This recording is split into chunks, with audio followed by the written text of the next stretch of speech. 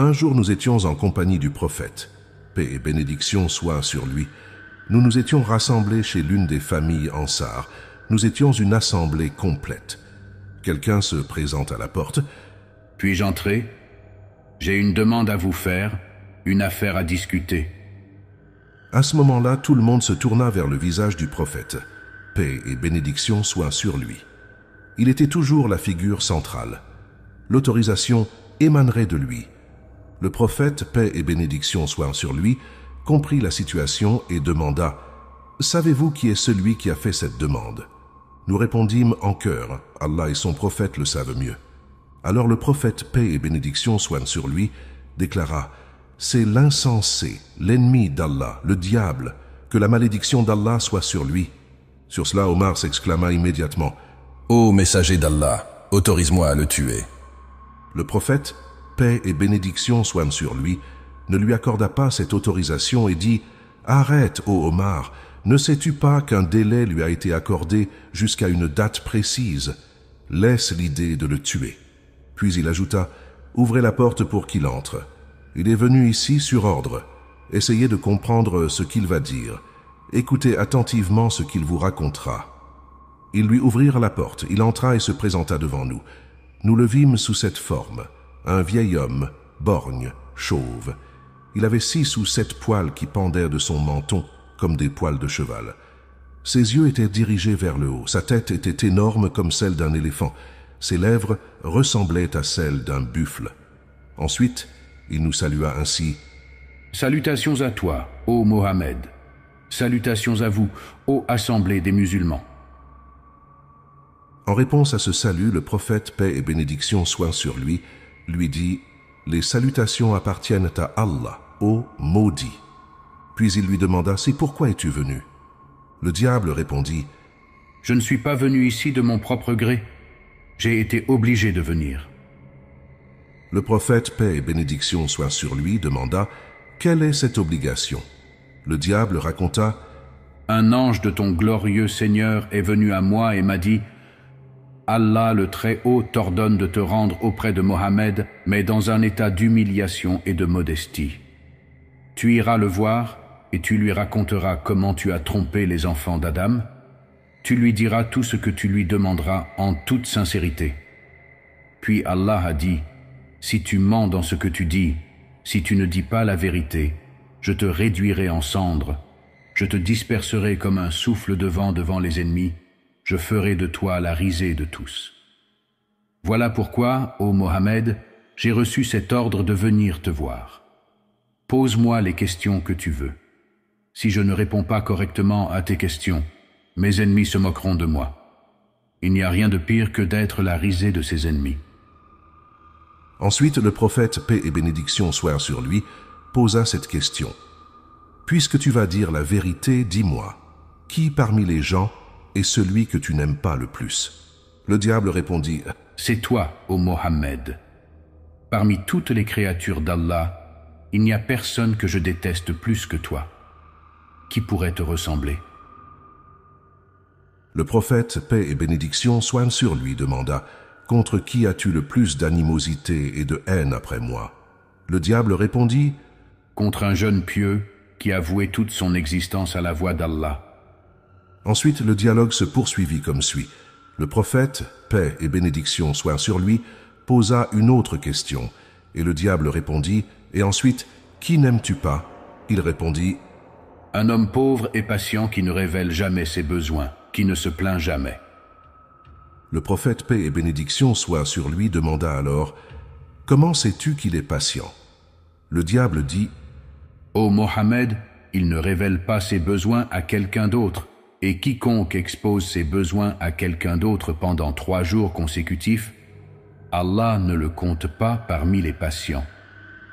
La patience de ceux qui sont vraiment patients n'est pas semblable à cela. En somme, je discerne sa patience par sa condition, son comportement et son absence de plainte. » Le prophète, paix et bénédiction soient sur lui, poursuivit. « Et ensuite qui ?» Le diable répondit, « Celui qui est riche et reconnaissant. » Le prophète, paix et bénédiction soient sur lui, demanda, « Comment sais-tu qu'il est reconnaissant ?» Le diable dit, « Je le sais quand je le vois dépenser son argent honnêtement et le distribuer à sa place. Je sais alors qu'il est un riche reconnaissant. » Le prophète, paix et bénédiction soient sur lui, changea ensuite de sujet et lui posa une autre question. « Et comment es-tu quand ma communauté se lève pour la prière ?» Le diable répondit, « Ô Mohammed, je suis pris de frissons comme si j'étais atteint de paludisme. Je tremble. » Le prophète, paix et bénédiction soient sur lui, demanda, « Pourquoi es-tu ainsi, ô maudit ?» Le diable répondit, « Parce qu'un serviteur qui se prosterne pour Allah monte d'un degré. » Le prophète, paix et bénédiction soient sur lui, demanda ensuite, « Et comment es-tu quand il jeûne ?» Le diable répondit, « À ce moment-là, je suis enchaîné, jusqu'à ce qu'ils rompent leur jeûne. » Le prophète, paix et bénédiction soient sur lui, poursuivit, « Et comment es-tu quand ils font le pèlerinage ?» Le diable répondit, « Alors je perds complètement la tête. » Le prophète, paix et bénédiction soient sur lui, demanda, « Et comment es-tu quand ils récitent le Coran ?» Le diable répondit, « À ce moment-là, je fonds comme du plomb fondu dans le feu. » Le prophète, paix et bénédiction soient sur lui, demanda finalement, « Et comment es-tu quand ils donnent la charité ?» Le diable répondit, « À ce moment-là, ma situation devient très difficile. C'est comme si quelqu'un prenait une scie et me coupait en deux. » Le prophète, paix et bénédiction soient sur lui, demanda, « Pourquoi es-tu coupé en deux comme ça, ô Abu Bur ?» En réponse, le diable dit, « Laisse-moi te l'expliquer. » Puis il commença à raconter. « Parce que la charité comporte 4 bienfaits. Voici comment. 1. Allah le Très-Haut apporte la bénédiction au bien de celui qui donne la charité. 2. La charité rend la personne bien-aimée de sa communauté. 3. Allah le Très-Haut place un voile entre cette aumône et l'enfer. 4. Allah le Très-Haut éloigne de lui les épreuves, les difficultés et les soupirs. Après cela, le prophète, paix et bénédiction soient sur lui, posa des questions sur ses compagnons. « Que dis-tu d'Abu Bakr ?» Le diable répondit, « Il ne m'a jamais obéi, même à l'époque de la Jahiliya, alors comment m'obéirait-il après être devenu musulman ?» Le prophète, paix et bénédiction soient sur lui, demanda, « Et qu'en est-il d'Omar ibn al-Khattab ?» Le diable dit, « Je te jure par Allah, chaque fois que je le voyais, je m'enfuyais. » Le prophète, paix et bénédiction soient sur lui, demanda, « Et qu'en est-il d'Othman ibn Affan ?» Le diable dit, « J'ai honte de lui. Même les anges miséricordieux ont honte de lui. » Le prophète, paix et bénédiction soient sur lui, demanda, « Et qu'en est-il d'Ali ibn Abi Talib ?» Le diable dit, « Ah, si seulement je pouvais m'en débarrasser, si lui et moi pouvions être séparés, si lui me laissait tranquille, je le laisserais tranquille. Mais il ne me laisse pas tranquille. » Le prophète, paix et bénédiction soient sur lui, conclut, « Louange à Allah qui a accordé la félicité à ma communauté et t'a laissé en rébellion jusqu'à un temps déterminé. » Après avoir entendu cette phrase du prophète, paix et bénédiction soient sur lui, le diable dit, « Hélas, où est la félicité de la communauté? Tant que je serai en vie, jusqu'à ce temps déterminé, comment peux-tu être tranquille pour ta communauté? Je m'immisce dans leurs veines, je me mêle à leur chair. Cependant, ils ne voient pas ma présence et ne le savent pas. Par Allah qui m'a créé et m'a donné un répit jusqu'au jour de la résurrection, je les égarerai tous. Les ignorants et les savants, les analphabètes et les lettrés, les pervers et les pieux, en bref, aucun d'entre eux ne pourra échapper à moi. Cependant, je ne peux pas détourner les serviteurs sincères d'Allah. Oui, je ne peux pas les égarer. » Le prophète, paix et bénédiction soient sur lui, demanda alors, « Selon toi, qui sont les serviteurs sincères et dévoués ?» Le diable répondit, « Ne sais-tu pas, ô Mohammed, celui qui aime ses pièces d'or et d'argent, il n'a pas de sincérité pour Allah. Si je vois quelqu'un n'aimant ni l'argent, ni les louanges, ni les éloges, alors je sais qu'il est sincère. Je le laisse immédiatement. » Un individu qui aime son argent et qui recherche la louange reste attaché à ses désirs du monde aussi longtemps que dure son amour pour ces choses. Et il est l'un de ceux que j'ai décrits parmi les gens qui m'obéissent le plus.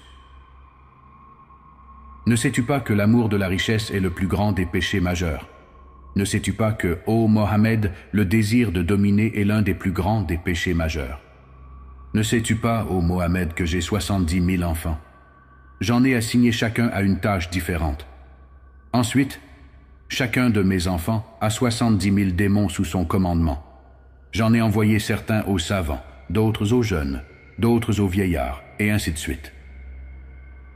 En ce qui concerne les jeunes, nous n'avons pas de désaccord avec eux. Nous nous entendons très bien avec eux. En ce qui concerne les enfants, ils jouent avec les nôtres comme ils le souhaitent. J'ai donné à certains de mes enfants la responsabilité des adorateurs, à d'autres celle des ascètes. Ils entrent parmi eux et les font passer d'un état à un autre, jusqu'à ce qu'ils finissent par blasphémer. Ils prennent un ton impie envers n'importe quelle cause. C'est ainsi qu'ils leur enlèvent leur sincérité.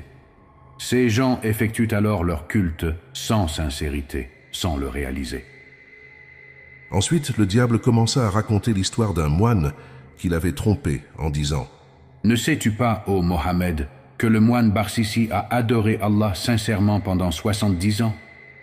Après ses actes de dévotion, il avait atteint un tel niveau de sincérité que chaque prière de guérison qu'il faisait était exaucée. J'ai toujours été à ses côtés. Il commit l'adultère, il commit un meurtre, et finalement, il renia sa foi. C'est lui dont Allah le Très-Haut parle ainsi dans le noble Coran. Ils sont semblables au diable quand il dit à l'homme « Sois mécréant ». Puis quand il devient mécréant, il dit « Je désavoue tout lien entre toi et moi. Je redoute Allah, le Seigneur de l'univers. » C'est ainsi que l'argument de l'impie lui parut vrai. Ensuite, le diable se concentra sur certains des vices humains et expliqua comment il en profitait. Mentir. Ne sais-tu pas, ô Mohammed, que le mensonge fait partie de moi et que le premier menteur, c'est moi. Celui qui ment devient mon ami. Celui qui jure faussement au nom d'Allah devient mon bien-aimé. Ne sais-tu pas, ô Mohammed, que j'ai juré à Adam et Ève un faux serment au nom d'Allah? J'ai dit, je vous conseille vraiment. Je fais cela parce que j'apprécie le mensonge. Calomnie. En ce qui concerne la calomnie et l'espionnage, ils sont également mes fruits et ma réjouissance. Jurer sur le divorce. Quiconque jure sur le divorce, craignez qu'il ne soit pécheur. Que ce soit une seule fois ou pour une chose vraie, celui qui prononce le mot de divorce rend sa femme interdite jusqu'à ce que la vérité soit établie. Dans cet état, les enfants qu'ils auront jusqu'au jour du jugement seront tous illégitimes à cause de ce mot de divorce prononcé. Tous iront en enfer à cause de ce mot. La prière. Quant à celui qui retarde sa prière, laisse-moi t'expliquer. Chaque fois qu'il veut se lever pour la prière, je l'attrape. Je lui suggère. Le temps n'est pas encore venu. Tu es occupé en ce moment. Occupe-toi de tes affaires pour l'instant. Tu pourras prier plus tard. Il retarde alors sa prière en dehors de son temps, et à cause de cela, sa prière est rejetée. Si cette personne me bat en restant constante dans la prière, j'envoie un démon humain pour l'empêcher de prier à temps. Si elle me bat aussi dans cette situation, alors je cherche à perturber sa concentration pendant la prière. Je lui murmure « Regarde à droite, regarde à gauche », elle obéit, et je caresse son visage, l'embrasse sur le front. Ensuite, je lui dis « Tu as fait quelque chose de très mal ». Ainsi, je trouble sa tranquillité mentale. Tu sais aussi, ô Mohammed, que celui qui regarde beaucoup à droite et à gauche pendant la prière, Allah ne lui accepte pas sa prière. Il la rejette. Si je suis toujours vaincu dans cette affaire, je vais à lui quand il prie seul, et je lui ordonne de se dépêcher. Il commence alors à prier rapidement, tout comme le coq qui gratte le sol pour ramasser quelque chose. Si je ne réussis toujours pas à le faire faire cela, alors quand il prie en congrégation, je vais à côté de lui. Je mets un foulard sur sa tête avant l'imam, et je lui fais relever la tête du soujoud et de la roukou avant l'imam. Avant l'imam, je le fais aussi faire soujoud et roukou. C'est pourquoi le jour du jugement, Allah transformera sa tête en tête d'âne. Si cette personne me bat encore dans cette affaire, alors je lui ordonne de cliqueter ses doigts pendant la prière. Ainsi, il fait partie de ceux qui me glorifient.